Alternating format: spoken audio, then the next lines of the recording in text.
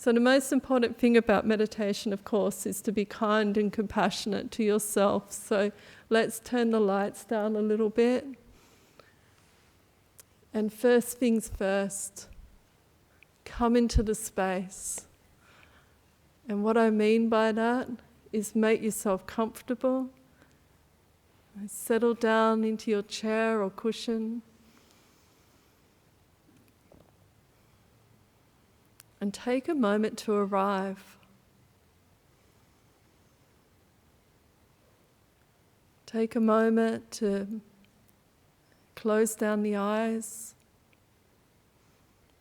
turning your gaze just downwards beyond the nose. Feel the contact of your feet with the floor in this beautiful Dhamma hall.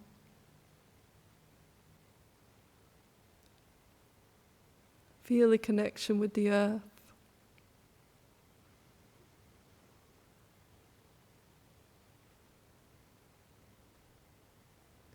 And I'd like to share a meditation that I learnt from Ayakema. And you're going to use your imagination and imagine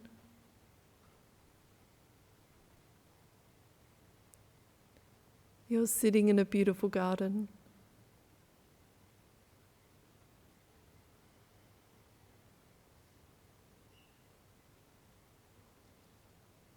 On a beautiful sunny Perth day, light breeze in the air.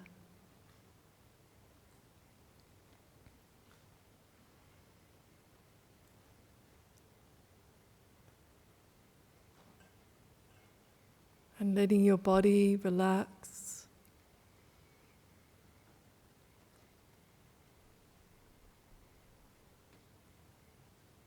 Inviting the breath.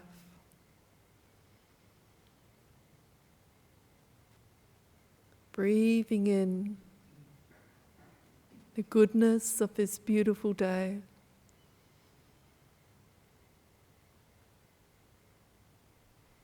And on the out-breath, relaxing.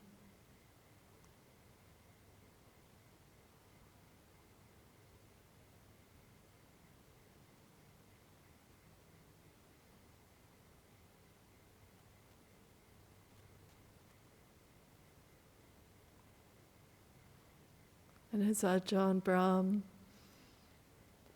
always says, just asking the body how it feels. Is there anything that I can do to make this bodily form of mine even 10% more comfortable?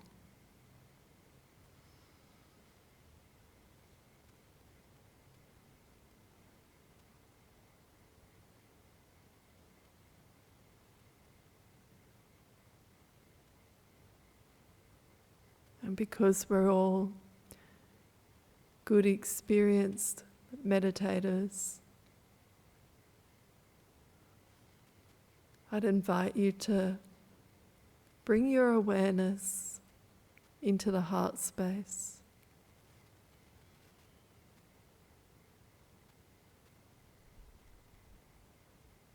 So dropping below all the movements of mind,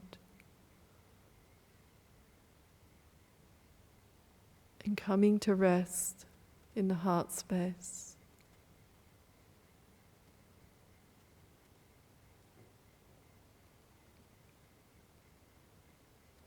And I want you to imagine with each breath,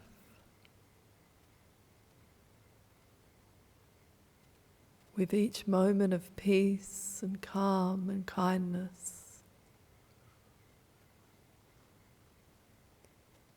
you're cultivating a beautiful garden of flowers in your heart the most beautiful flowers you can imagine. The softest petals, the loveliest scent.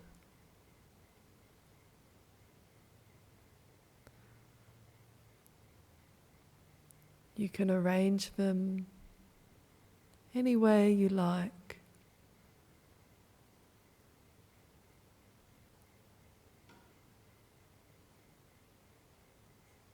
So that it becomes a beautiful space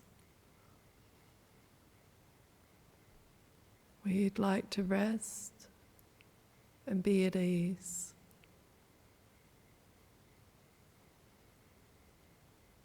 A place of pure kindness and love. You might even bring a smile to your face.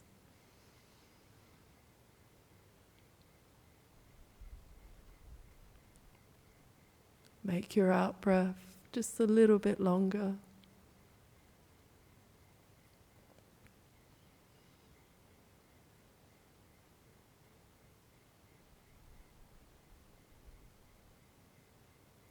Nowhere to be, nothing to do, just simply being in this beautiful garden of peace.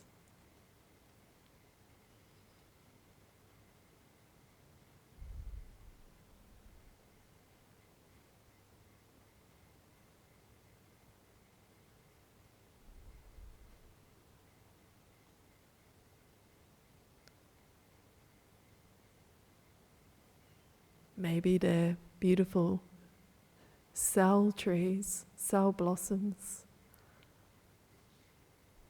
like the blossoms that bloomed at the Buddha's birth.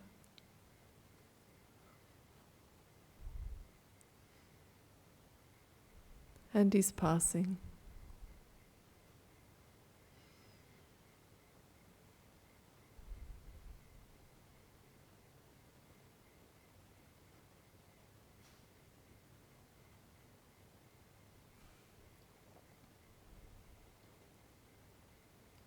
And I'd like you to bring to mind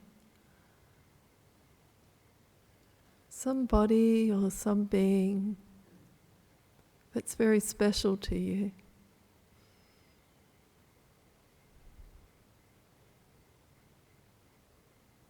A loved one.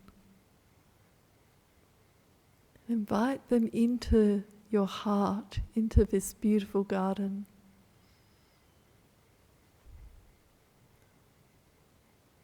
So they smell the wonderful flowers.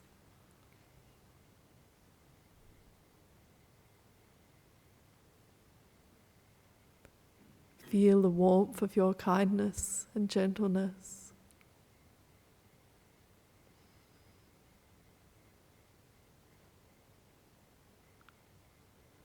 Sitting together, enjoying the goodness of the day.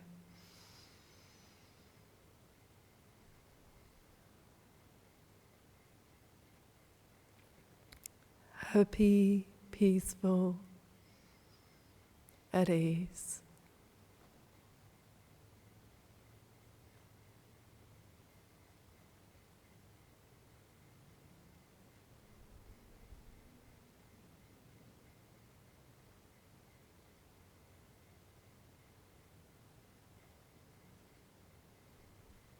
And feeling the spaciousness of your heart.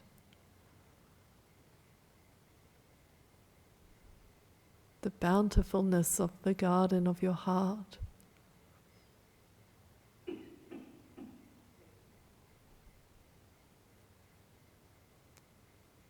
You can imagine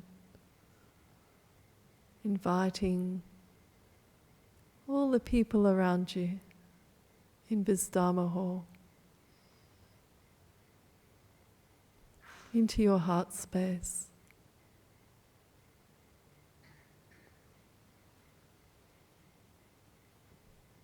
So we're all sitting in this beautiful, big Dharma garden together.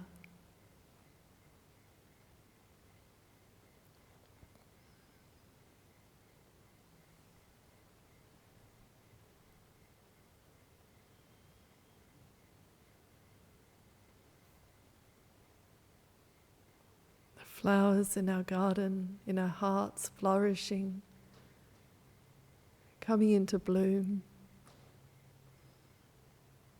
nourished by the spirit of Kalyanamitta, spiritual friendship in this room, in our beautiful Dharma hall.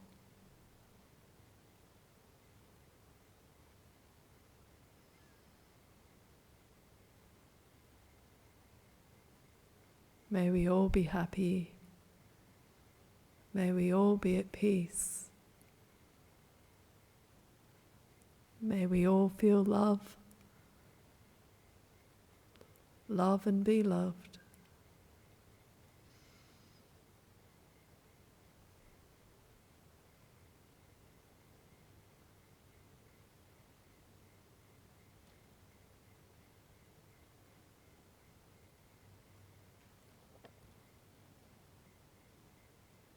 As your heart grows bigger, becomes more spacious, more boundless,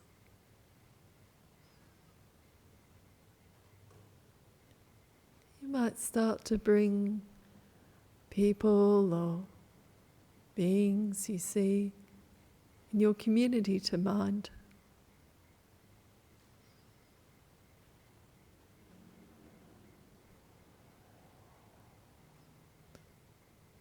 They might be the people who make your coffee in the morning when you go to the cafe.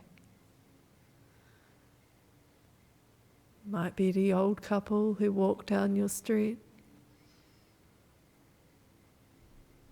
You don't really know much about them, but what you do know is just as you wish to be happy and at peace, to be loved and to love, they do too. So invite them into your heart space.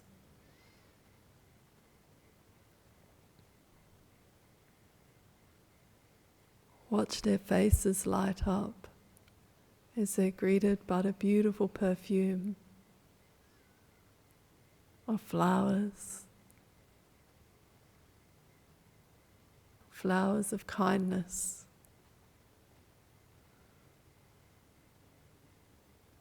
of compassion, of appreciative joy.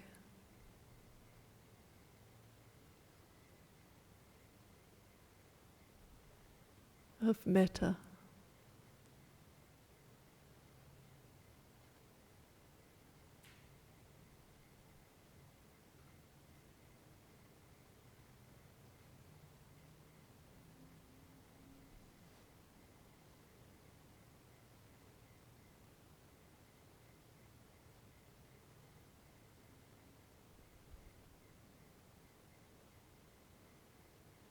A heart full of love,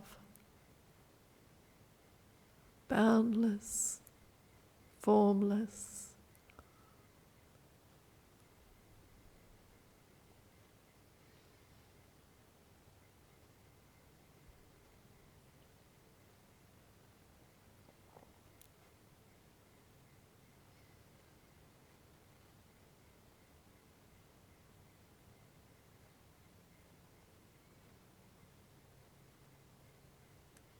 A heart of gratitude,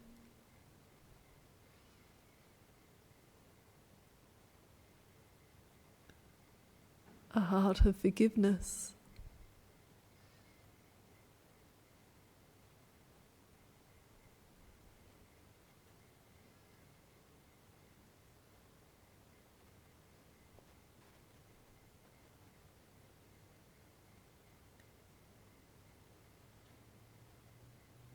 and when our heart space, our garden feels strong and alive.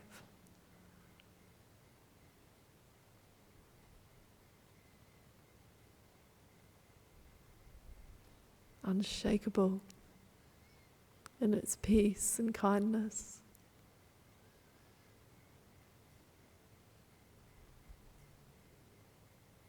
You might even invite a few more difficult characters in, not the really hard ones.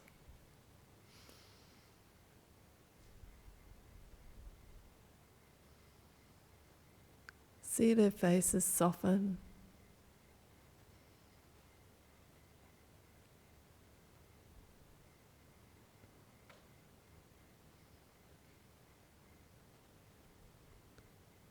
With a look of appreciation for the beauty of this garden you've created in your heart.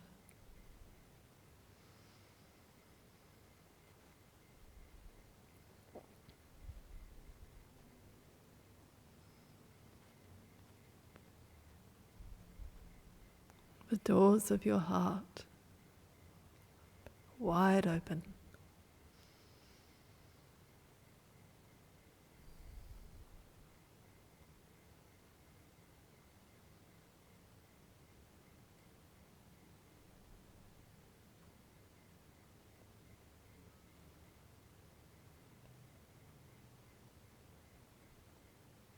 And when I talk again, it'll be towards the end of the meditation.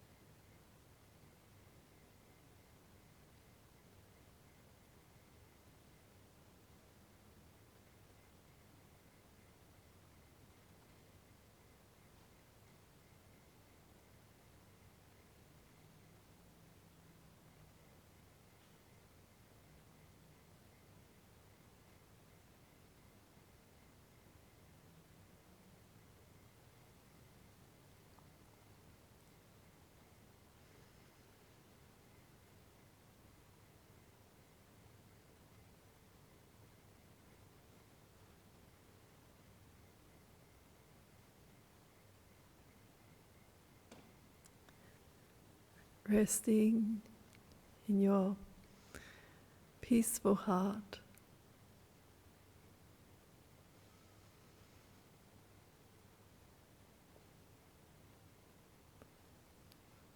I'd invite you to bring your hands to your heart.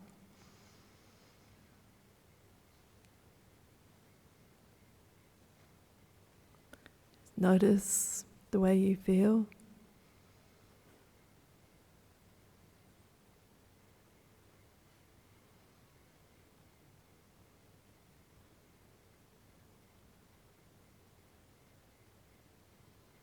And with an attitude of kindness and generosity, you might say a little thank you to yourself.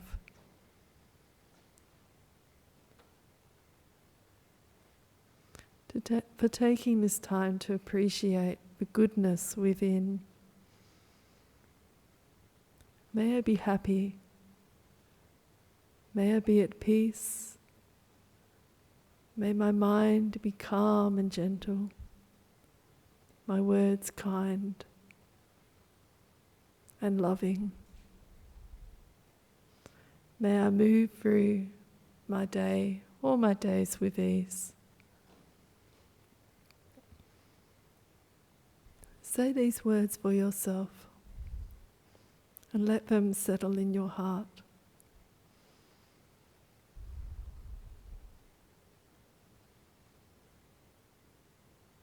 And then if it feels right to do so, you might bring someone to mind who's in need of a bit of care and kindness right now, and wish for them too to feel happy and at peace. But their mind may be calm and kind.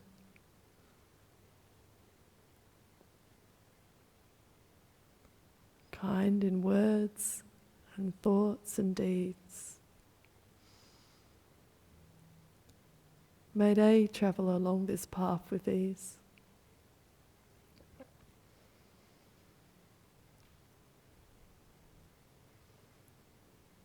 I'm sending those wishes out as I begin to sound the bell.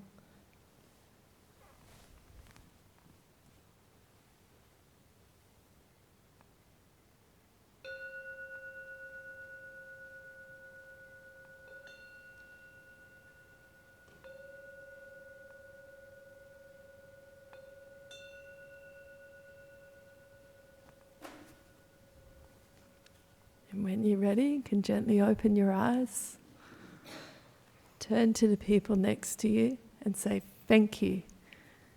Thank you for meditating together. May you all be well and happy and peaceful. And let's enjoy a wonderful presentation by Sushi with the marvelous Lydia. I'll let Ariel do the proper introduction. Thank you.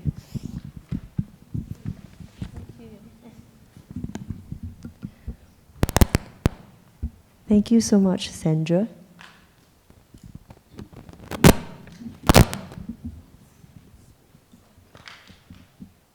So as you know, we have the Tzu Chi Foundation team coming to present today.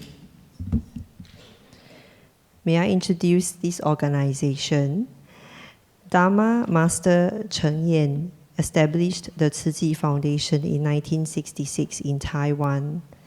The mission started with charity, medical services, education, and humanistic values.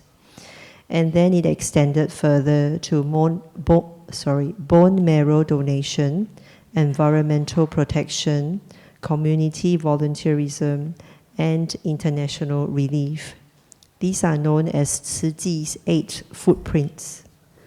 Tzu Chi Australia's footprints first appeared in Brisbane and Sydney in the early 90s when members migrated to Australia. The Australian chapter of the Tzu Chi Foundation was officially incorporated in 1996 and became a national body in 1999. Since then, Tzu Chi Foundation has grown to encompass branches in Melbourne, Brisbane, Gold Coast, and Perth, with over 10,000 supporters nationwide. Volunteers offer their free time to serve the local communities, and their regular presence can be found in hospitals, nursing homes, hospices, schools for deaf and blind children, and homeless centers. We warmly welcome our friends from Tzu Chi for this talk, especially Brother Frank, the chair of the Tzu Chi Foundation Perth office. And we also have Sister Doris, the vice chair. And last but not least, we have our speaker today. Our main speaker is Dr. Lydia C.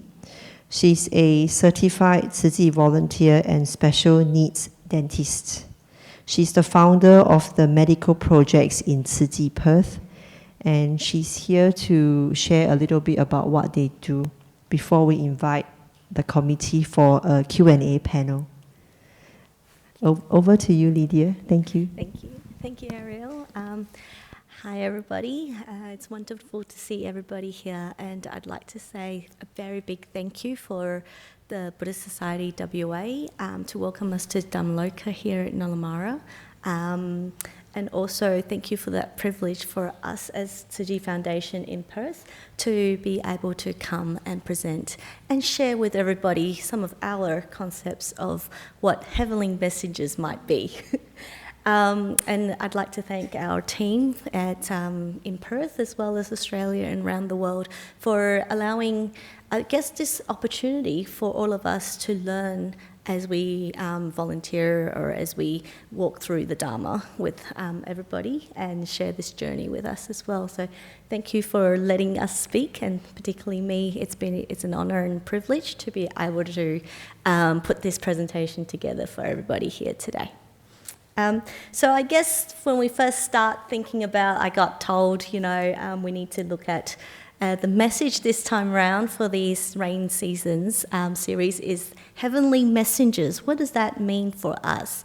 Hopefully by the end of today, by the end of this presentation, we can sort of see that heavenly messenger doesn't have to be a single person. It can be a collective group of people that has some thought process or would like to contribute back to community. But not only that, we'd like to see what heavenly messenger really means to every single one of us, and perhaps when you finish today, you might take that message home with you as well, that a heavenly messenger is somebody who teaches another person, or it could be somebody who gives joy, who passes on compassion, who passes on love, who passes on loving kindness. Any of those, goodwill to the community is something that I hope maybe everybody can take away with you today. So in Tzu Chi, what does that really mean for us as heavenly messengers? And for us, that is a reflection of what the Bodhisattva path really is. So hopefully I can take one of our Tzu Chi's main missions, which is our medical projects, particularly in Australia and particularly our Perth projects. So that's why today we're going to share with you, hopefully as an example of what heavenly messengers means to us, with the footprints of Tzu Chi Foundation, Tzu Chi International Medical Association. So for us, our heavenly messenger actually comes from Master Yin Sun. So I don't know how many people know what Tzu Chi as a foundation is. Haven't heard of us? Yeah, a little bit. Very good. Okay, so we're founded by a Dhamma master. Her name is Master Zheng Yan. And basically, as Master was about to get ordained, her master was Master Yin Sun. And before she was getting ordained, Master Yin Sun actually gave her 6 Chinese characters just before she went into the ceremony to getting ordained. And in Chinese, it's the 6 words of Wei Fo Jiao Wei Zong Sen, right? It translated into English, it's be committed to Buddhism and to all living beings. From this just 6 simple words, it's led to a lifetime mission for Master to establish Tzu Chi Foundation, but not only that, to actually lead a lot of people onto the Bodhisattva path so that we can relieve suffering of the world. And that's essentially this essence that Master Insuant gave Master Zheng Yen as she was getting ordained, is this 6 words. And this is something that she's used as a pillar for her spiritual practice, but also for her lifelong mission of establishing Tzu Chi Foundation. So for those who are not familiar with Tzu Chi in English means compassion relief. And basically, it's to showcase how we can put Buddhism into action. So let's start with the story of Master's, how she started Tzu Chi Foundation. And it starts with the story of the Bamboo Bank and 30 housewives. So what happens was she encouraged, as we were starting Tzu Chi Foundation, she encouraged the housewives to start saving 50 cents grocery money a day. Each time they go out, 50 cents of that grocery money would be put towards a donation so that they can do some charity projects for with the foundation. So one of the housewives actually said, "Oh, but Master, you know, in 1 month, why can't I just save up 50 cents of my grocery money and then just give it to you at the end of the month? And it's the same value, right? $15. I can give you $15 at the end of this month." Master was like, "Actually, no, that's not what I want. I don't actually want your monetary value. The $15 to me doesn't matter. It's actually the thought of having a good thought every day, the action of having a good thought every day is more important to me than the $15. Because what happens is when you donate once a month, it means that you only have one good thought a month, right? Versus, you know, you're having a good thought every day. So I guess that, in essence, sums up what Tzu Chi Foundation's at its heart really is all about. It's about contributing, having that good thought, having that action to want to do good for every single moment of every single day. So from there, the foundation itself has what we call the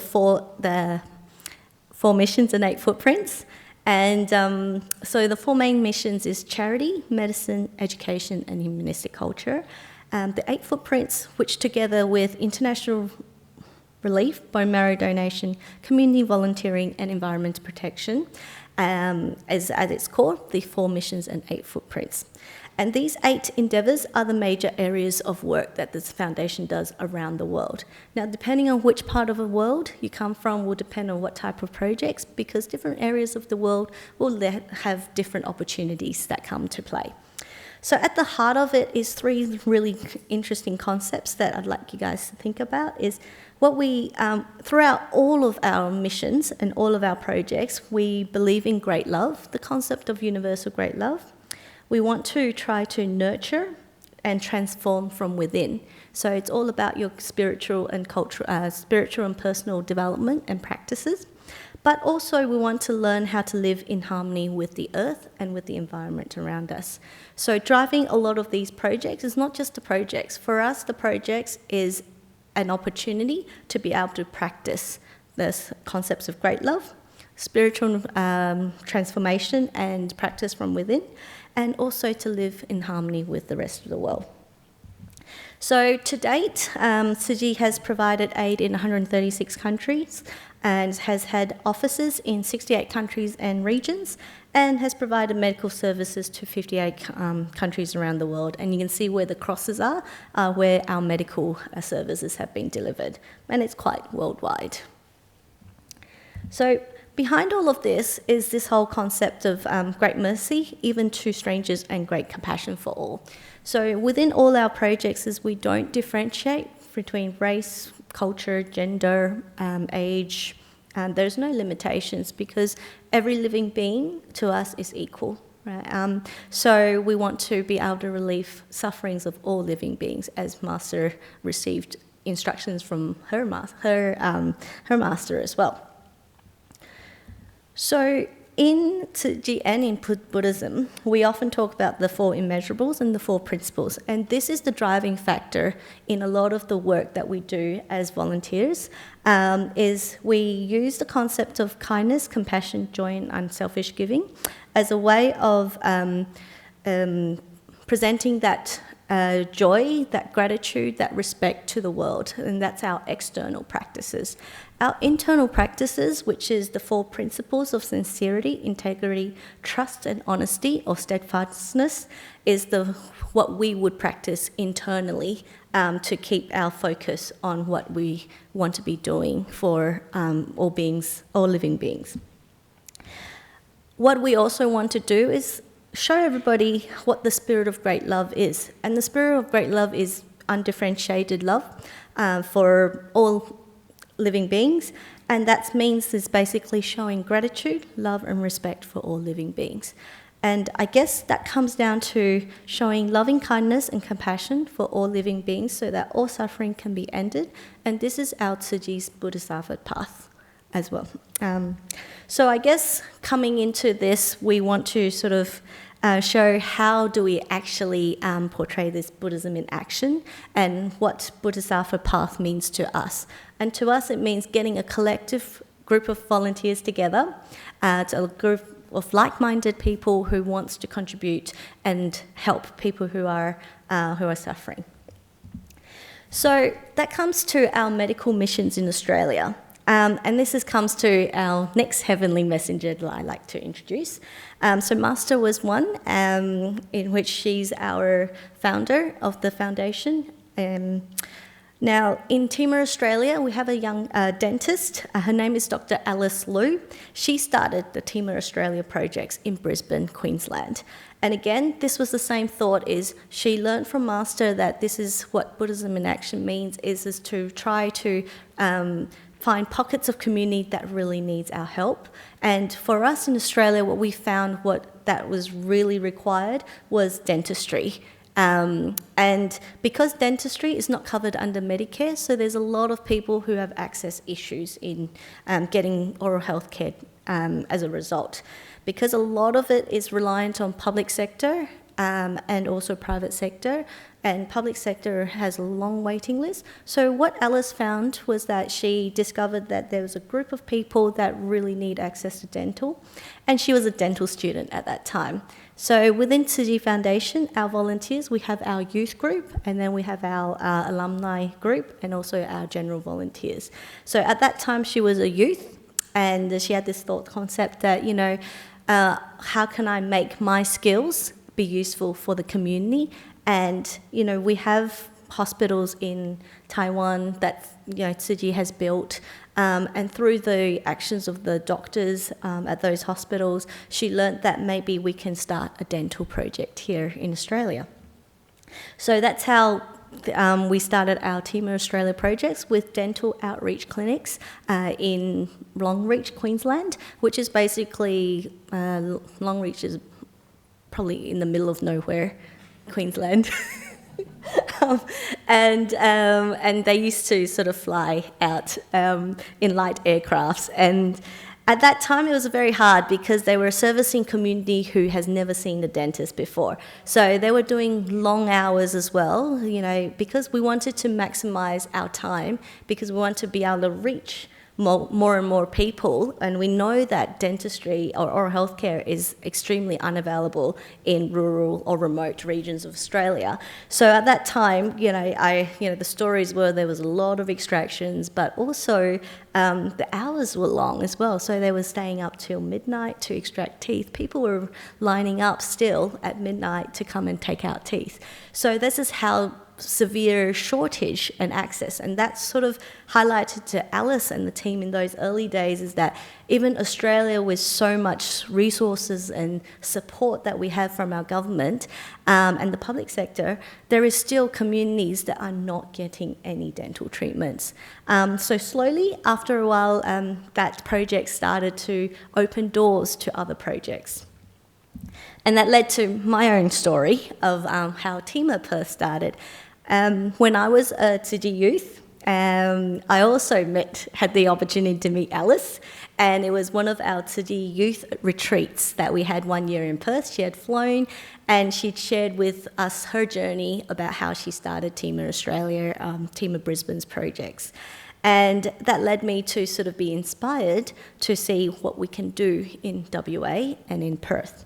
So that's my journey in Teamer. Was as a dental student. I had an opportunity to meet Alice, and I also got the opportunity as a dental student to fly across to the East Coast and be Alice's dental assistant in my second year dental school. And that was an eye-opener for me as a dental student. You know, bright-eyed, bushy-tailed, you know, every dental procedure was like a novelty. So everything was like, oh my gosh, this is so new, right? And through her, I learnt a lot of my dentistry and how I would want to practice. But through her, I also learnt what it takes to start up a project, but to sustain that project is really difficult because there's a lot of challenges that comes. But through my own journey with setting up the projects in Perth and servicing our vulnerable population in WA, I discovered that I did have a passion for special needs dentistry and that perhaps I should go and specialise. So hence, I went off to do special needs dentistry. And I guess that comes to me a full circle is because a lot of what we do in our careers, in our everyday life, is all about what we want to contribute back to community. And a lot of that core concept of that spirit of volunteering is inherent in all our Tsuji volunteers.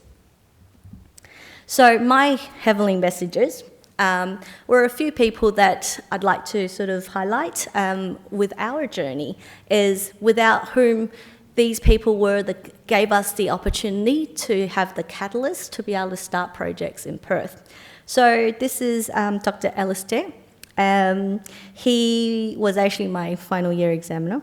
But through that interaction that I had with him, he actually gave me an opportunity to then show the community what Tsuji Foundation's dental volunteering projects look like. And he gave me a platform so that I can go and share with everybody what we can offer our socially vulnerable population in Perth. So he gave me the platform to go and present and share with everybody our projects in Brisbane. And through that platform, I was able to meet another heavenly messenger, Dr. Melanie. And she was present during that presentation, and a year later, after that presentation, we met at a conference at a different CPD course, and she actually asked me, you know, how's the project going? You know, did you make any progress after you presented? And I was like, look, you know, we're really stuck. We don't have a venue. And she was like, well, why don't you come check out my practice and see what you can do, right? And see whether you want to utilise this practice for your volunteering events.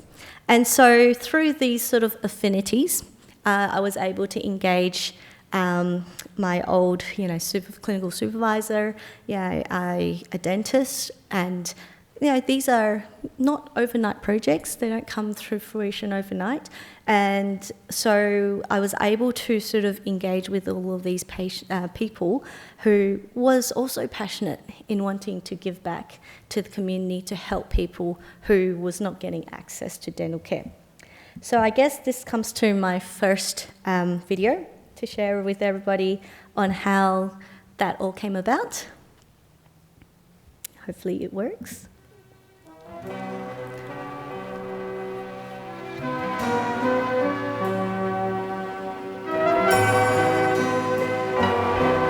So we took this in Tara, a rural town in Queensland. So when Melanie gave me that opportunity to use her practice, we started with 2-chair clinic, ran on a one-day weekend, and we were able to see what we found out when we engaged a lot of the community and the population, that they really actually needed a lot of work, and there was a lot more patients that we needed to cater for. So then the second year that we ran it, we decided we were going to try to expand, so we converted her waiting room into another dental chair, which was through the collective creativity efforts of our Brisbane team and also our Perth team to be able to convert a waiting room into a third dental chair, and we opened the clinic into a 2-day dental fair. Then we discovered again we needed more room, more space, because there was a lot more patients that needed the care.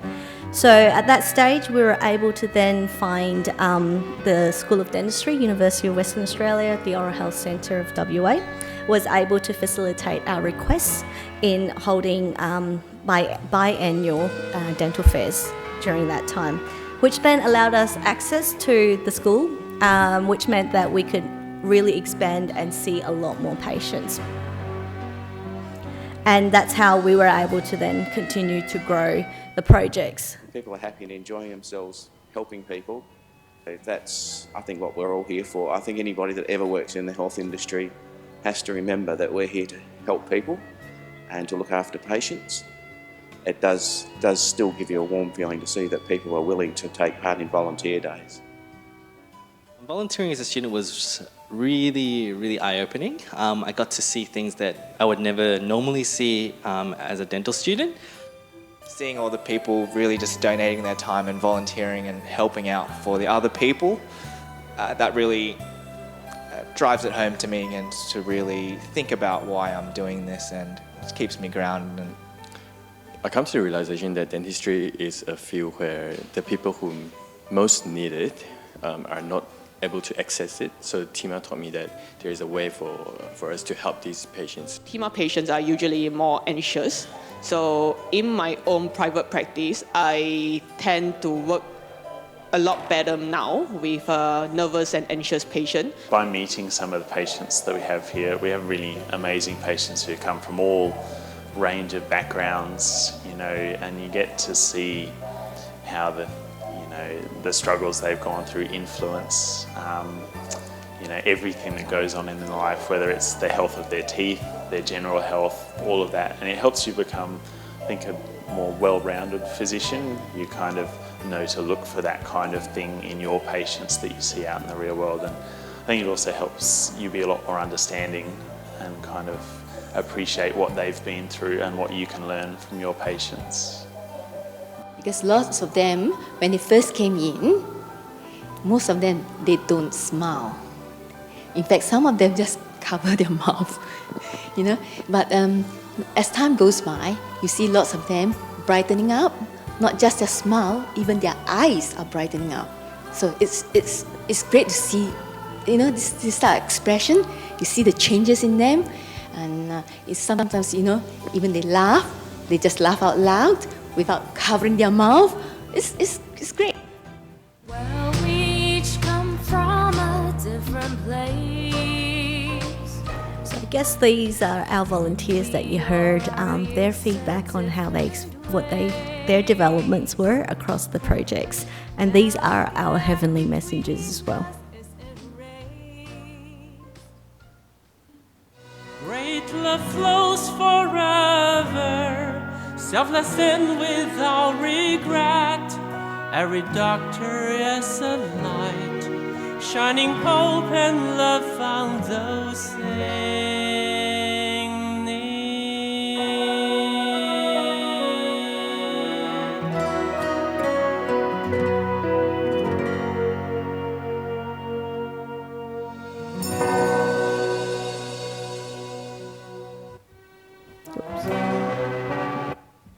So I guess that gives everybody a little bit of an idea of what we can achieve as a collective group who would like to sort of look at providing services to our community. So inherent in Tzuji's medical missions, we have our Tzuji humanistic model, and central to that is our patients. And what we want to, throughout all of our projects in Tzuji Foundation, is the concept of using each other as teachers. Particularly in our medical model is that we use patients as our teachers because they're the ones that are going to teach us about the medicine, the dentistry, the healthcare. Without the patients, we won't be able to advance our healthcare the way we can in this modern world. And so what we want to see is we want to see aid being provided for everybody regardless of age, gender, race, religious affiliations, and to care for all of them with compassion and to give with joy. And so that's why centered in this humanistic model is that we have our patients, but we have not just our medical team who provides the expertise, but we also have our what we call non-clinical volunteers, or our volunteer team, who provides all the emotional and the logistic supports to not just our volunteers, but more importantly, our care recipients. So that's why when you look at the humanistic model, it is care-driven by patients' needs. So if you look at the way we've developed all our projects, and I'll show you a few more projects in the next couple of videos, of how we've used patient needs as a way of developing our projects, and not because of the fact that we want to expand. In reality, what we want to do is we want to be offering quality services for our patients, but it's driven by the needs of the community. We want to also use this opportunity to give our clinical and non-clinical volunteers an aspect of healthcare that they would not experience outside of this environment.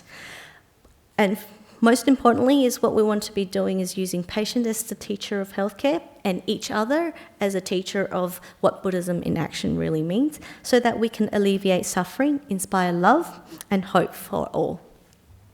So that comes to how we developed our rural outreach clinics.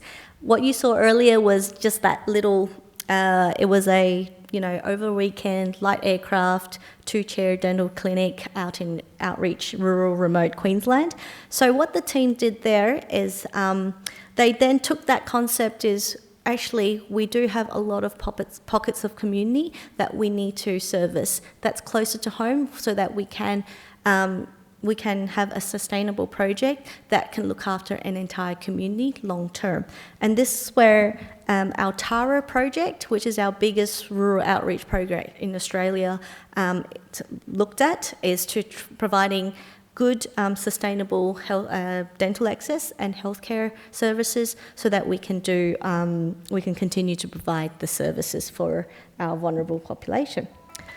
So this is Tara project. We started in 2007 with a dental van and dental clinics. But over time, what actually happened was we found that this community just needed a lot of dental access. So we then started looking at concepts of how do we take it from just a dental clinic, being limited by the physical space of a clinic, to then provide services that are going to be much more far-reaching and allow us to expand as a project to cover not just dentistry, but also allied health like physiotherapy, podiatry, pharmacy, acupuncture, Chinese medicine, and also our medical specialties such as GPs. And depending on what sort of volunteers we have, we'll have other types of specialty services such as palliative care, cardiology, ophthalmologies. We've had them over the years. And what happens with, we want to be as far outreaching as possible. So every project we run for Tara is we often go to the aged care facility, but also we do a lot of home visits. So we take our volunteers out to meet those who cannot travel to us at the fixed destination in Tara. And this is where you can see that over the years, we've developed a really good rapport with the community, so that we can start to offer a lot more medical, dental and healthcare services.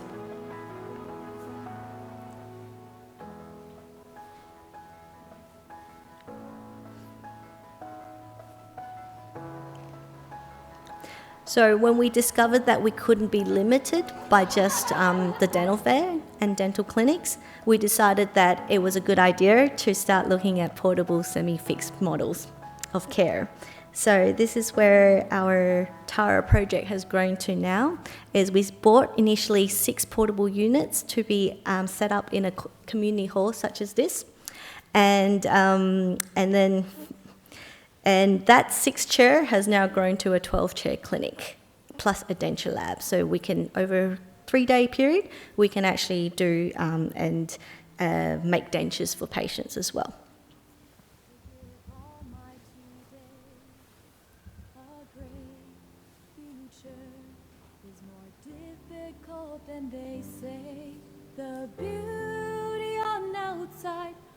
only shines when love's within you. Together we pray for brighter days ahead.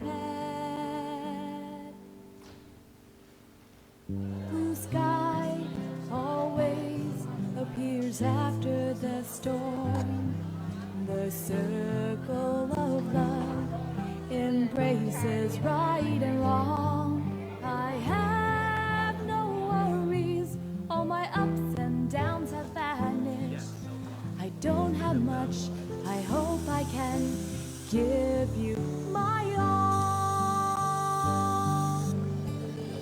Spread love under the sky, hand in hand we are one. Despite the danger, face the wind and step forward. Spread love over the sea, bowing under the sun. No matter how far we must travel, our dream stays the same. Spread love under the sky, hand in hand we are one. Despite the danger, face the wind and step forward. Spread love over the sea, bowing under the sun. No matter how far we must travel, our dream stays the same. So through this project, we were able to recruit a lot of our volunteers and inspired people to then open up, start looking at different projects to how we can deliver care such as this to places around Australia. So to date, Team Australia projects in terms of dental and medical, we have teams in Brisbane, Sydney, Melbourne and Perth. So that comes to our Perth projects. So you can see when we started with only one clinic a day, one session a year, and then we're expanding it to twice a year. Then after that, we decided, we can't just do once-off dental treatments. People need regular dental treatments. So that's where we came up with the concept of having a monthly clinic. But as we develop these projects, what we get to meet is we meet a lot of network of people. And we were very fortunate to have the affinity and the opportunity to meet some of the Indigenous communities in Western Australia. So this year was a very exciting time for our Tsuji Perth branch because we were able to then start looking at servicing rural outreach, which we have never been able to do in Western Australia because we just didn't have that affinity just yet.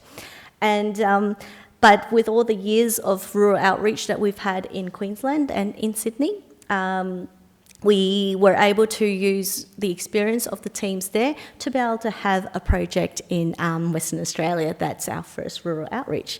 So I thought I'd take this opportunity to share the great effort that the entire team in Perth put together this year to be able to have our very first rural outreach clinic.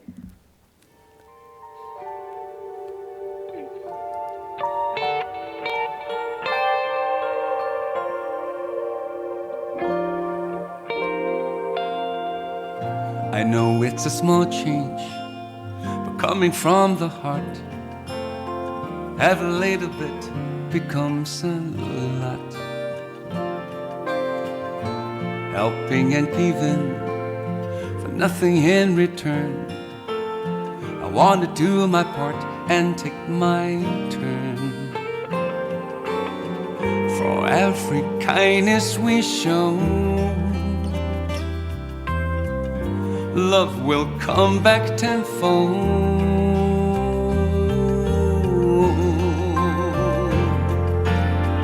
That's when I started to know.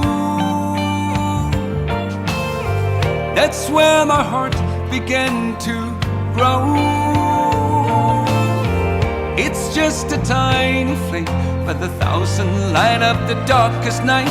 I'm adding one more candle to the light. I know it's a small change, but coming from the heart, every little bit becomes a lot. helping and giving for nothing in return. I want to do my part and take my turn. For every kindness we show, love will come back tenfold.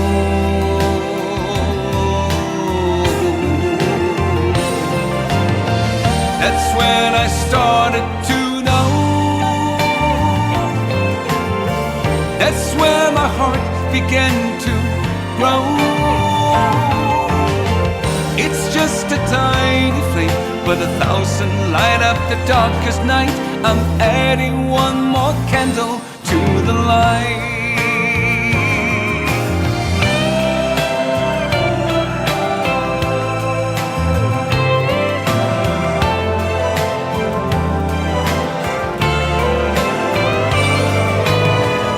For every kindness we show, love will come back tenfold.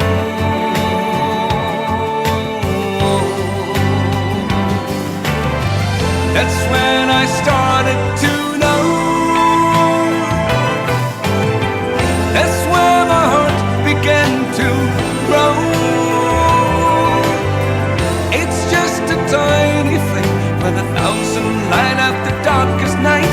I'm adding one more candle to the light. That's when I started to know. That's where my heart began to grow. It's just a tiny flame, but 1,000 light up the darkest night. I'm adding one more candle to the light. I'm adding one more candle to the light. I'm adding one more candle to the light.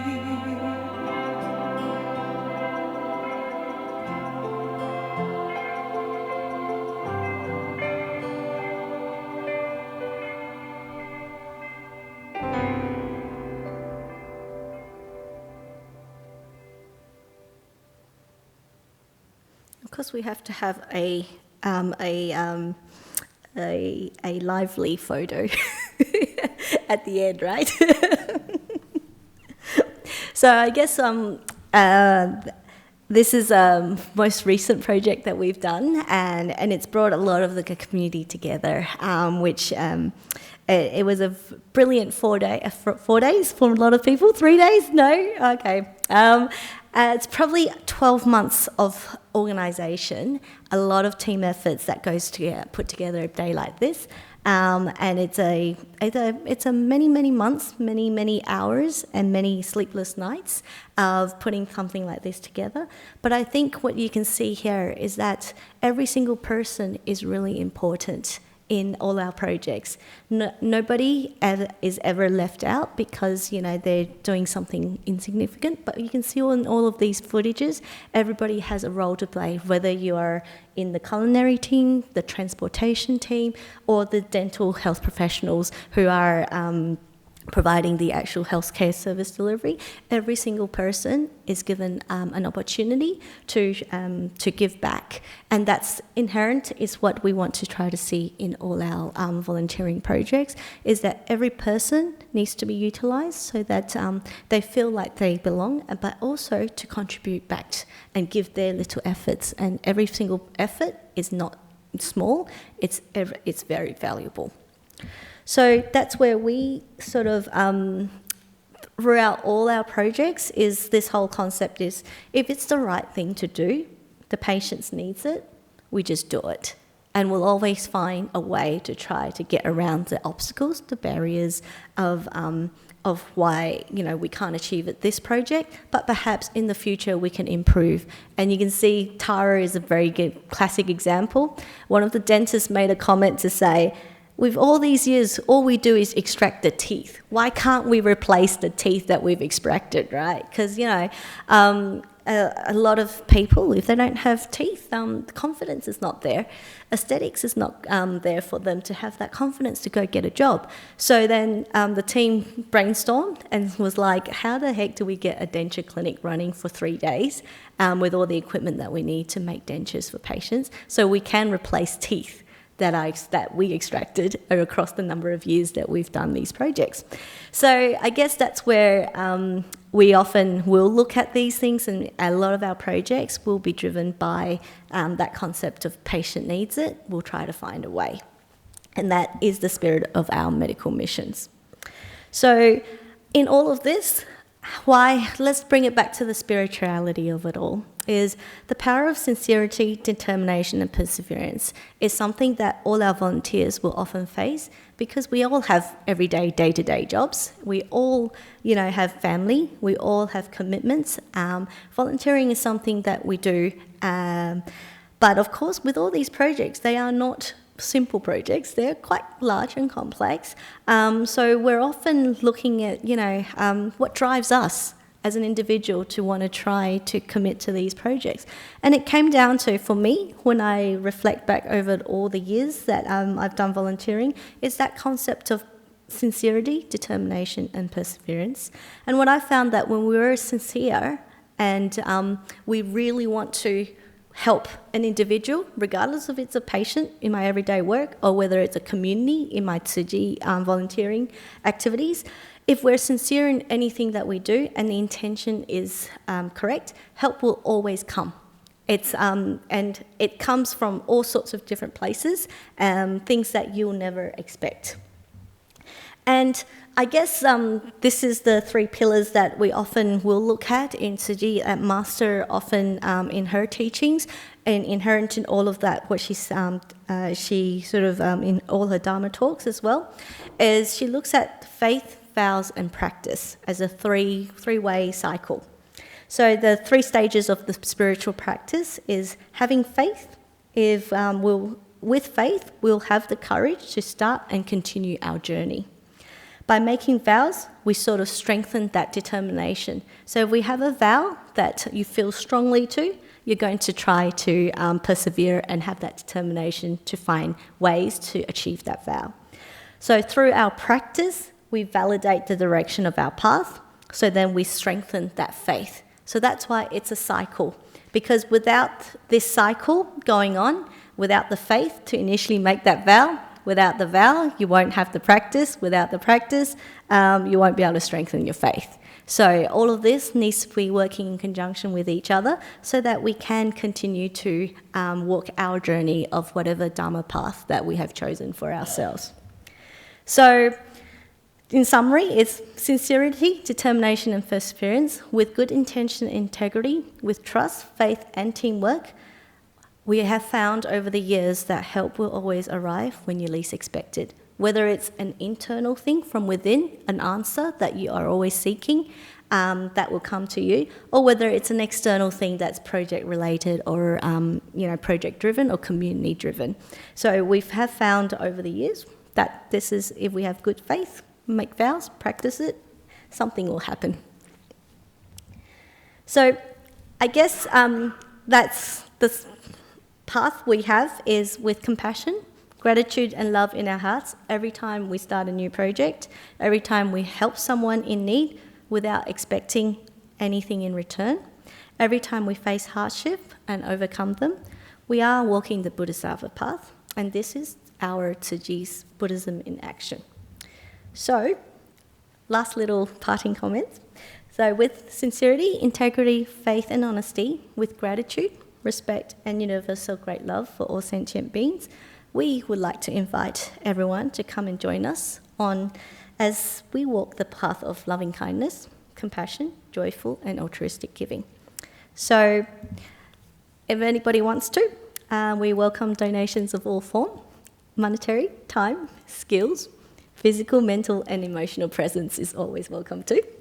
And feel free to donate through contacting our branches or through our website as well. I guess that comes to an end to my component, and I'd like to just go into the question and answer.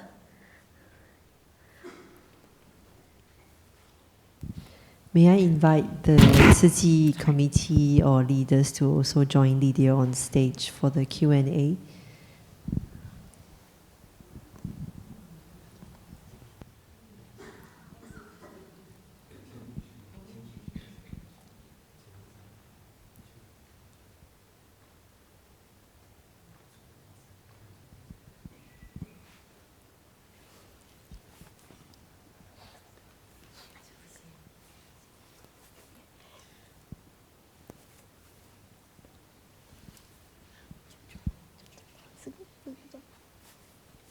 Yeah, so I guess we can open up the floor for any questions that people might have. Yeah, just a question about when you were talking about your vow, or just the idea of vows and obstacles. When you do find those insurmountable or difficult obstacles, and you're in those situations where it's overwhelming or there's lots of suffering, what's a vow that you try to tell yourself internally to motivate yourself forward with that faith and with that practice? Where I'm just curious, just because I imagine that there's lots of things people need and there's so much limited time. So I just ask, what is that vow, if I might ask? And does that make sense? Makes absolute sense. Lovely. Does anyone want to answer that one? So I guess we're talking about when we have obstacles and challenges that we face, what sort of vows that each of us has in terms of trying to overcome these obstacles that you face. That's hard to overcome because it's always very overwhelming. So I guess inherent in all of this, for me, the driving factor for my personal thing is, of course, we've met lots of them, but I think for me is more, I'd like to make a difference in that person or that situation. So for me, the driving factor is I'm here to help. I'm here to try to make a difference. And so my vows has always been following Master's footsteps. And Master's footsteps is always for living for Buddhism and all living beings. So if we have that in our mind at the forefront, is that what we're trying to do is not because of my own personal benefit, right? There's a few questions I always ask if I always have that challenge is, I'll always say, is this for my benefit or is this for the community? Is this worth it? Is it not worth it? If my answer is for me, then I've got to think carefully, why am I doing this? This project or this, what is this obstacle that I'm facing? Is it because it's challenging me to say, hey, maybe it's not about you, it's about servicing the wider community or, really alleviating suffering for someone else. So when you take that concept back out to asking those questions for yourself, then it becomes very clear how you're going to overcome that. And then from there, it's sort of like a domino effect in a way. Yeah, I hope that answers. Yeah, sure, because from the sound of it, it's like a mantra, and that the answer comes eventually, not all in one massive bite. Yes. Yeah, a lot of times it won't come as a final answer because it's a journey that you go on. It's always a road that you're walking. And even now, we've got our own personal challenges and our own obstacles that we've come across and some barriers that we have. But the main thing is having that faith in knowing that you are on the right path, having people and our spiritual brothers and sisters who walk alongside us, and for us in Tzu Chi is our fellow Tzu Chi volunteers, because we learn through them how to overcome our own obstacles and barriers as well. So it's very important to recognise that the road is continuously going. You just have to keep having people that will be your guide, your spiritual guides as you go. And this is my final question. How do you develop that confidence? Because, with Tzu Chi, going into Western Australia, starting a whole entire new branch and servicing people, that takes a lot of courage and confidence to go and do that. And talking about mantra, and you're talking about trust and trusting other people, where do you find that spiritual confidence in other people that people will actually come to volunteer? Where what I would ask you is, and sorry if it's a very broad question, is where do you find that confidence to go forward to service these people and to do the good work that you're doing? And just be a question, if I might ask, if that feels answerable. Anyone else? Hi, I think, if I'll just add one little part, I think in the process of any work we do as an organization, no matter where we are in the world, we will very soon realize that we are one of many others who have loving kindness within us. We just use different ways to practice it. And when we are embarking on our bodhisattva path to practice loving kindness, and in our situation is through volunteerism, through service to the community, that other like-minded people will take notice, regardless of your religious background, of your cultural background. That loving kindness is within, and it's contagious. And once it spreads to one person, they'll understand that we are practicing loving kindness. We don't have ulterior motives, and then it goes on and on. So it's like a drop in water, and it just perpetuates. So that's the experience that I've had volunteering with Saji.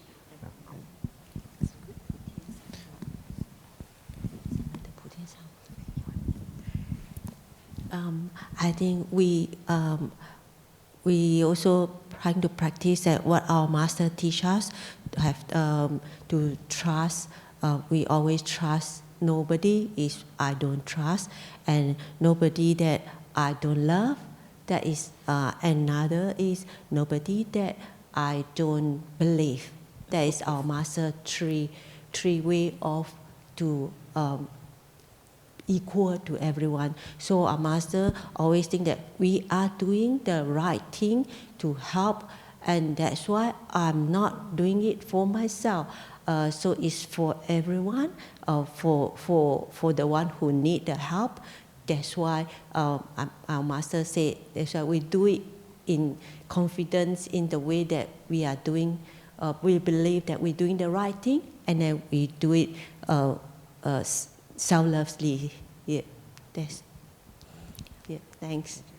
I guess inherent in all of this, the spirituality at the end of the day is believing that every single person has a Buddha nature. Every person has a good heart underneath. It's just all the dust and the, what do you call it, the noise over the top that covers everybody. And underlying all of that is that notion is every single person has a Buddha nature that just needs to be uncovered.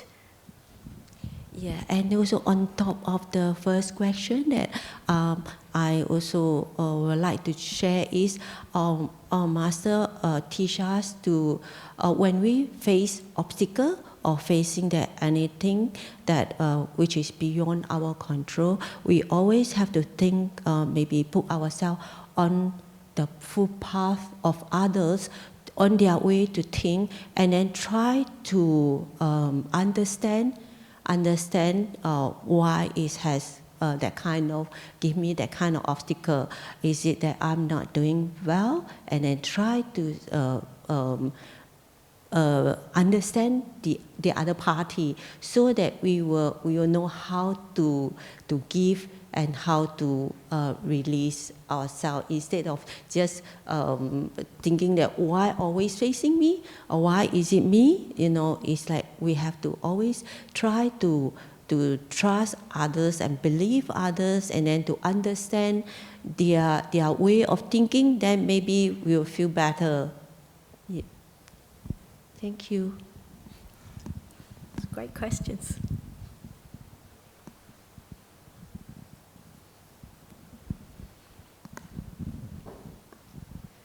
Hello. I'm curious about the other humanitarian work you do in Western Australia apart from the dental fairs. Would you like to share a bit more about how you work in response to, say, disasters in WA or any other projects that you are often volunteering in? Thanks.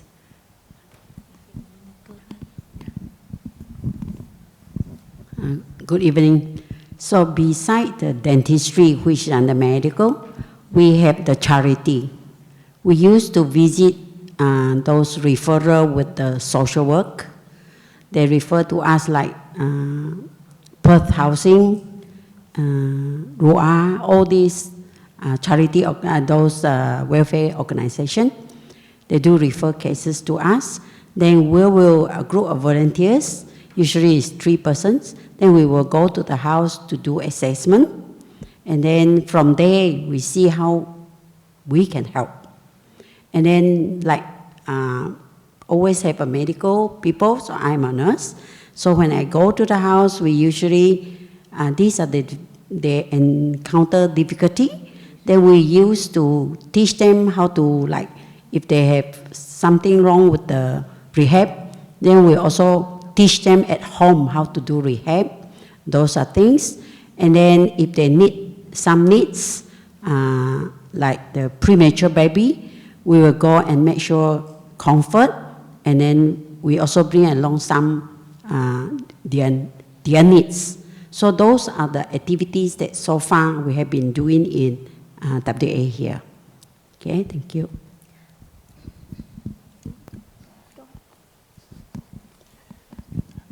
In addition to what Sister Eileen has been mentioning in sort of the long-term referrals that would come from the community, from social workers, from hospitals, from refugee agencies, etc. I think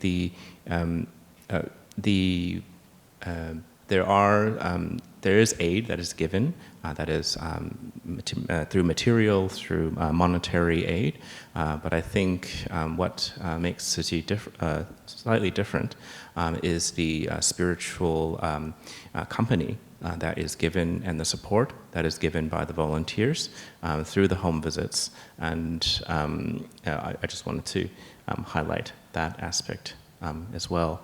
There were you were mentioning, you had asked about disaster relief as well. And I think we are quite lucky in Western Australia that we have very few natural disasters, but when there are natural disasters, there is an effort to understand what is required and what is needed. There are many organizations who are helping, and as an organization we help, but there are also, there's also a lot of collaboration that happens between our organization and other like-minded groups. But just citing one example, when Cyclone Saroja hit in 2021 near Kalbarri, there was a group of volunteers who, through media, just understanding that there was a need, there may be a need for help. It was very much a grassroots-driven effort. Brother Frank and some others had driven up past Geraldton to Kalbarri and into the different communities to understand. And it was literally knocking on the door of the local municipal office to understand what the residents needed, to understand what their community specific needs are, to take that back to Perth, to put that into action, and then return with a group of volunteers for a day-long event in which financial aid was provided, and there was essentially became not a carnival, but it was a day in which the community came together. There was a lot of discourse and chat, but at the same time, there was aid to help the community to rebuild. And after that, from what I understand, that some of the individuals who had received aid had looked up the address of the Tzu Chi Foundation office in West Perth and had actually come back and expressed thanks and wanted to help and give back when they were able to. So the recipients of aid and help, it's not a one-way street. That's why you've seen in the video footage of people putting coins into this slide and going down. We encourage that no matter how small, it is that effort in being able to contribute and give your love. It's the thought and the effort that matters. So those who are receiving help, they are also giving at the same time, and it's not a one-way street. I guess to also answer the other projects that we have, apart from disaster relief, is very ad hoc because of the nature of disaster relief. But if there's bushfires, whatever disaster there is, we'll try our effort to reach out to the community to see where we can engage. We do have youth activities as well. So there is youth-led activities of we're working with council, so tree planting, helping with it's eluding me right now. Clean Up Australia Days, planting trees, pulling out the weeds. I can't remember what that weed is. And of course, aged care, nursing home visits that we do pre-COVID. Post-COVID's been a little bit up and down because of nature of aged care. And we have a academy, education with our education mission, where there's Chinese school. It's in Churchlands, and that's on Saturdays for our kids, usually primary schoolers, high schoolers who want to learn Chinese. But also during those sessions, we do try to also teach Jingsi aphorisms and things like that as well, which are simple sayings from Master, basically. And we have a lot of vegetarian promotion as well. So inherent in our how to live in harmony with Earth and the environment is our big advocacy and promotion on being vegetarian, so that we can, start to sort of not only have internal practices, but also to contribute to our collective efforts in climate change, and also having that cultivating that compassionate heart to not continue to relieve suffering of sentient beings. Yes. Yeah.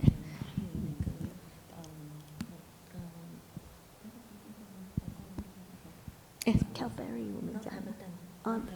So disaster relief-wise, there was relief that was done at Northampton for the cyclone relief. In the past, we've engaged with the Rolly Stone Kelmscott community for bushfires, as well as the Margaret River, the big one that was quite a number of years ago, but had a big devastating effect. Yeah, so we've done a few outreaches in that space as well. I was just going to explain what Jingsi aphorisms. Yes. So Lydia had mentioned very quickly Jingsi aphorisms, and so that is basically a Master Zhen Yan. She is our Dharma teacher and our Dharma master. So you see many of these sayings, they're quotes, but another way to perhaps interpret it is that they are snippets of Dharma from the sutras that she has studied. Because not everyone will be able to sit down and study a full sutra and try to get its meanings. So Master Zhen Yan has made it in a way so that it's more accessible to the masses. And they're short, but very full of meaning, and can provide a little bit of direction in different aspects of life. So that's an example of one that's on the screen. So nothing is easy to the unwilling. No road is too long for those already on it. Yes, I'd like to know how much cooperation and collaboration you get from other charities. depends on the project, will depend on the extent of collaboration. So, for example, disaster relief, there's a community relief centre. So when we have those type of platforms, there's a lot of interaction between charities and not-for-profit organisations or non-governmental organisations. But we also have, we work with government organisations as well. Just depending on the project will depend on the level of collaborations that we have with other partners. Yeah. Thank you very much for coming to our centre to share your organization's mission. Last year, I had the opportunity to go to Jakarta, and I've seen your big, huge hospital, yes. And I think it's a school. Yes. Okay, it's tremendous. I'm not sure. I just want to ask: is Indonesia one of your big projects, or? Because I was told that a lot of hospitals in Indonesia. A lot of, sorry? Suji's hospital. Yes, so Tsuji Hospital, we have 6 in Taiwan, with different, in yes, different areas. areas. Yes, of course, Taiwan, I know that's your yes. base, but... Jakarta is actually our first overseas hospital that we've, okay. that Tsuji has built in Asia as well. And I guess it depends on the affinity of each country, will depend on whether that comes into fruition as the ultimate medical service delivery, is of course having a hospital to be able to have that whole primary, secondary, tertiary sort of care. So Indonesia has a very big volume of volunteers. When you look at the size of that, it's, you can see that, you know, projects such as the hospital can come into fruition. While in smaller chapters, we may not have that capacity because we don't have the affinity that Indonesia has as a country to be able to have those big projects. I think Malaysia too, you have yes. schools, right? Yes, Malaysia has schools. There's a dialysis center in Penang. We have dialysis center. We also have we also have the refugee, the students. Those people have studies, so we have school for them. At the end of the day, we believe we are all equal. And then if we don't, they are stateless. And then if we don't support them, we don't give them education, at the end of the day, they also become our people that may destroy the country, may destroy the human being. So through education, through these stateless educations, the build up the school, we also educate them what is kindness, compassion. They are very good. Because I used to participate in those schools as a volunteers. They even much better cultured than some of the school in some certain society. So it's through education. Yeah, because I think these two organizations, Zhuji and Fu Guangshan, you know, Xing Yun Fa Si also started with education, of course, loving kindness with Buddhism's teaching. And the other thing I observed is that, is it because of the same Asian culture, because of the communication, maybe easier? Of course, now everybody speaks English because that's why I want to know, in Suchi, in Australia, is there a lot of big population of English-speaking Westerners join your service or practice? We, I think by nature of the organization itself, being from Taiwan, there is a lot more of the Asian background volunteers, but we do welcome everybody from non-Asian backgrounds, or because if you look at from around the world, in the US particularly, we have a lot of people who are non-Asians who joined, and you know, and because as the years have gone, with a lot of our volunteers starting to have better language grasp of the of English, so our translated materials now are becoming more and more readily accessible. So, for example, these 2 websites that I've got here, it's a revamp of what we've originally had as a foundation's entry path to the websites. And I was actually just going through it this morning, and it's actually quite well structured, and the English is now a lot of it. There's been a lot of effort to make it widely accessible to the English-speaking world. So I think over time you'll start to see that, you know, we will have a lot of English speakers, and in fact a lot of our younger generation, myself included, my Chinese isn't that great, so having this English availability for us is actually really, really good. So as we get older and becoming more involved with the translation side of things, we'll start to see that strengthen, and we have done that in the last 10 years, is focusing on this language barrier that we have. Yeah. Thank you. Thank you. To answer your question earlier about collaboration is going back to the refugee projects that we have in Malaysia. We work with UNHCR, which is the main refugee humanitarian organisation that UN has. Tzu Chi actually has ECOSOC status with the UN as well, so which basically means we are an NGO recognised by the UN, and we do have a team that often goes and assists with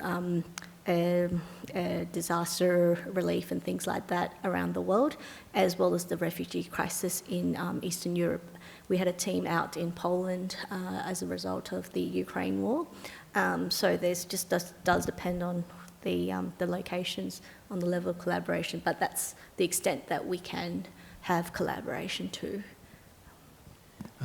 Could I just, I wanted to share something that Brother Frank actually had mentioned when we were out in Kalgoorlie last month, and is one of the teachings of Master Zhen Yen, is that we are, every one of us here, up here, we are migrants, or our parents were migrants from elsewhere.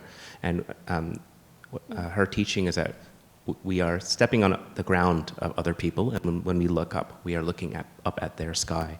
And wherever we are, we need to give back to the local community. And that is why there is such a diverse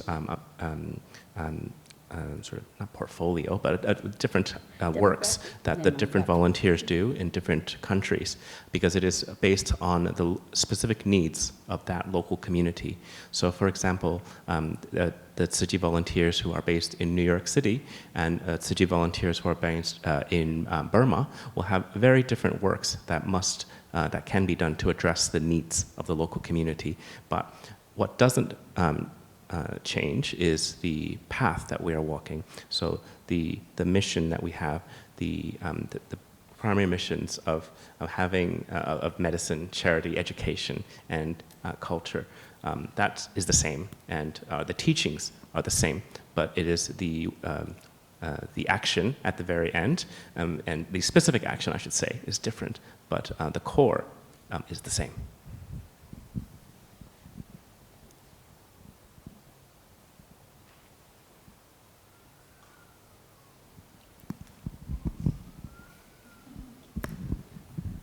If you don't mind, ask a second question. Do you have monastic teachers in Australia to guide you on your path? How do you connect with the spiritual guidance here in Australia or in Perth?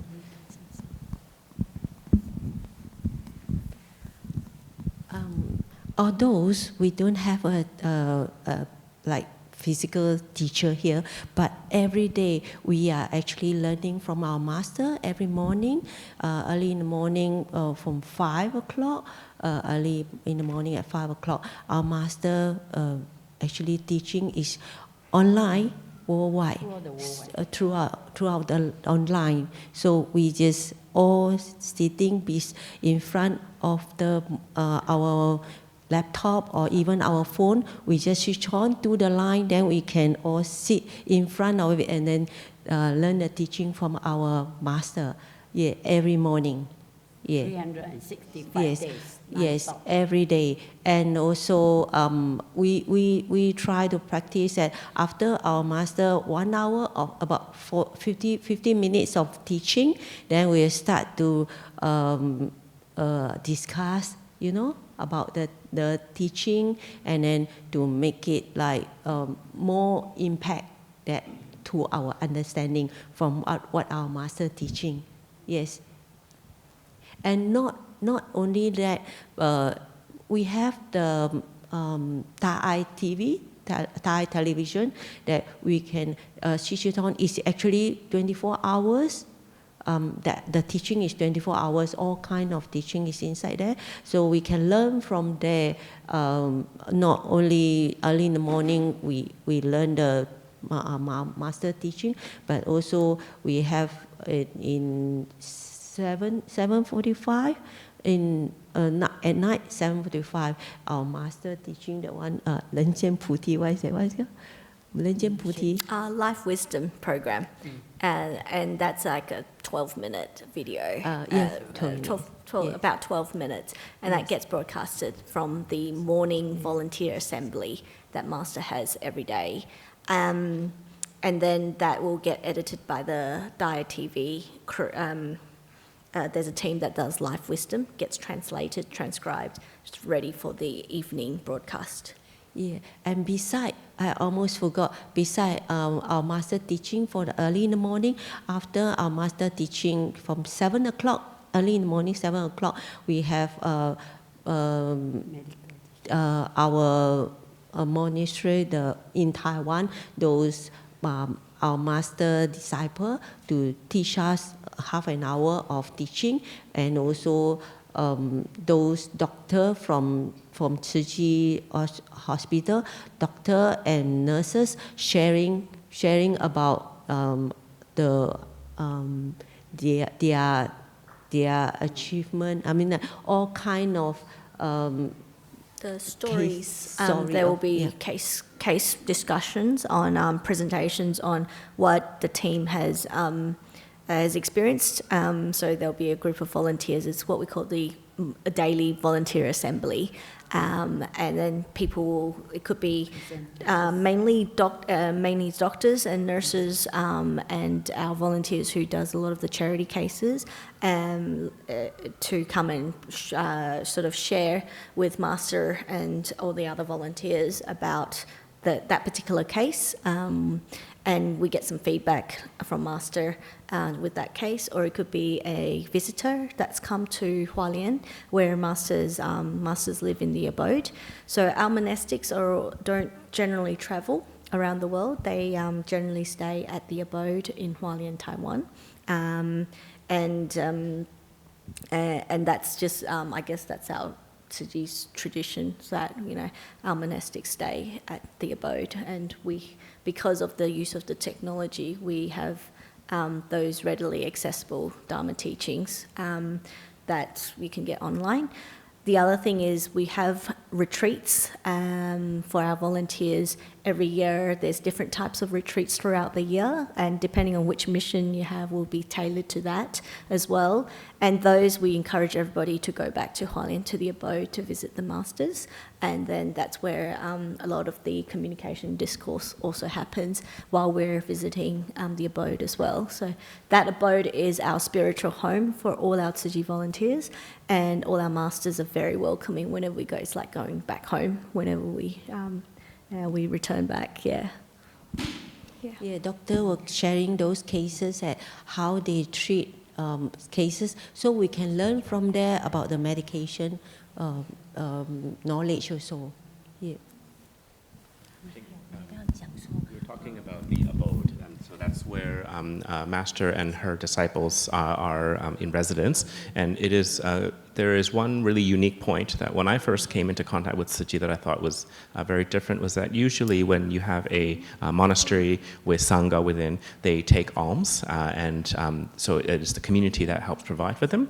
But Master Zheng Yen had a policy within her abode that all of the food that they eat would be grown by themselves. All of the funds for their daily expenses would be through their own works. They've gone through many trades, making candles, making sandals for kids, all the way now to other sort of a wider variety nowadays.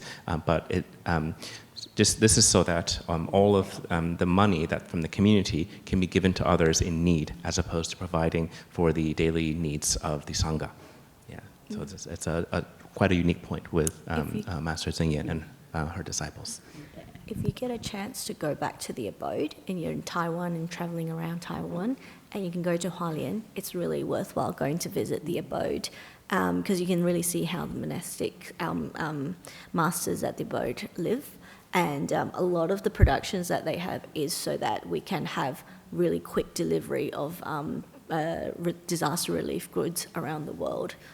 For example, the instant rice that we have is produced at the abode, and then it's stationed around all the Tzu Chi branches around the world, so that if there's a disaster, with the closest region will just get all the instant rice to be quickly delivered across to the site. So that's one of the sort of, I guess if you call it strategy, in a way of like how do you effectively get disaster relief goods there is one of the strategies that they've come up with. Is one is to produce these for daily consumptions, but two, the underlying strategy is to have goods readily accessible in different parts of the world.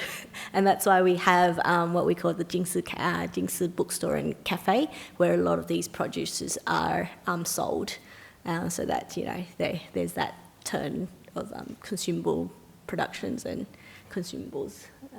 Yeah. They also got many other programs like Silent Mentor. They have the Silent Mentor program. Every year, the doctors throughout the world, you can go and participate. They use those bodies, and then they donate the bodies for the medical student to cut and examine. So one of the interview, the students came across with the person that donate the body. The answer is Mr. Lee. He said, I don't mind after I die, you cut my body 1,000 times. It's still better than when you become a doctor, you cut once, wrongly cut. So this is very great. So I think Hualien is one of the biggest throughout the world that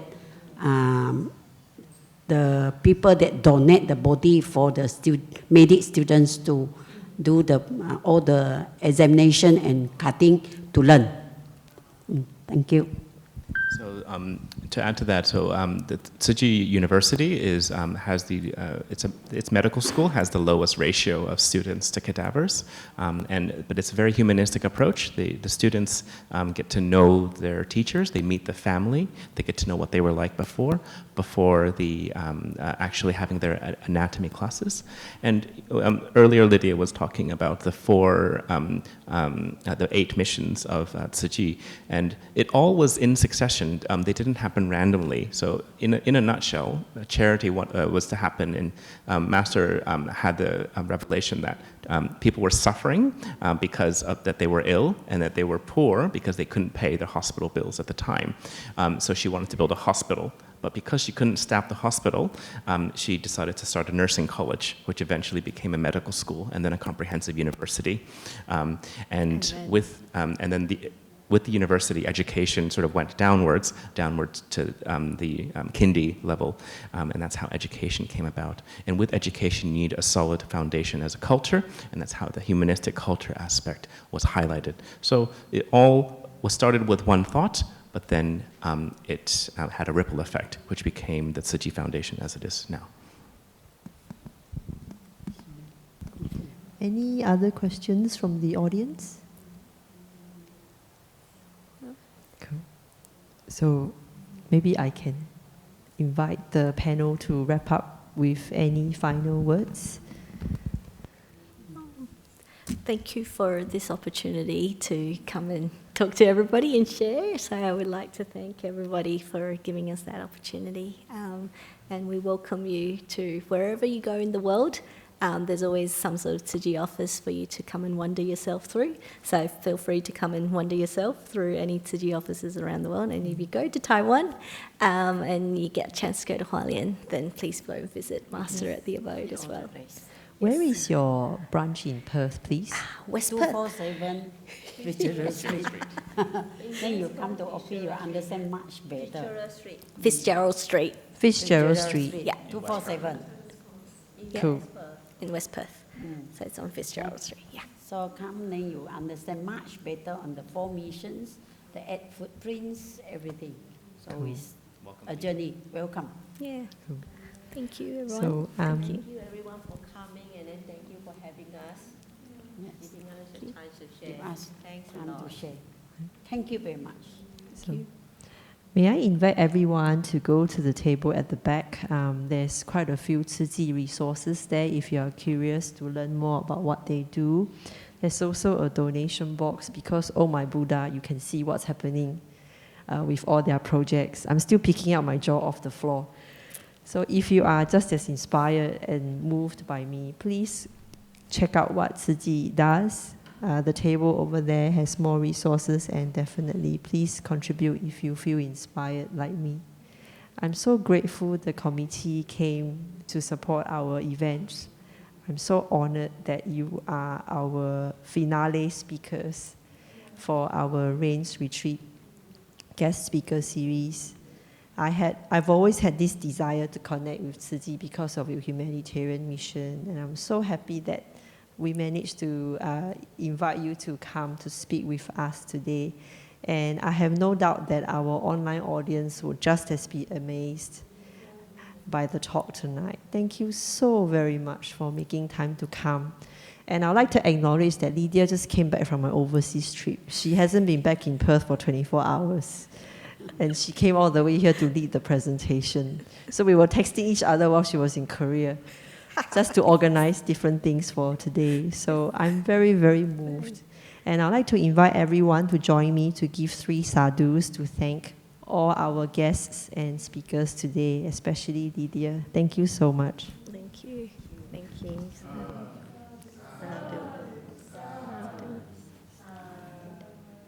Thank you. Thank you. Thank you, everyone. And I'd like to say thank you as well to Ariel for her magnificent organising of the Rains Retreat Speaker Series this year. And I'd like to thank all of the AV crew. Great job. Sadhu, sadhu, sadhu.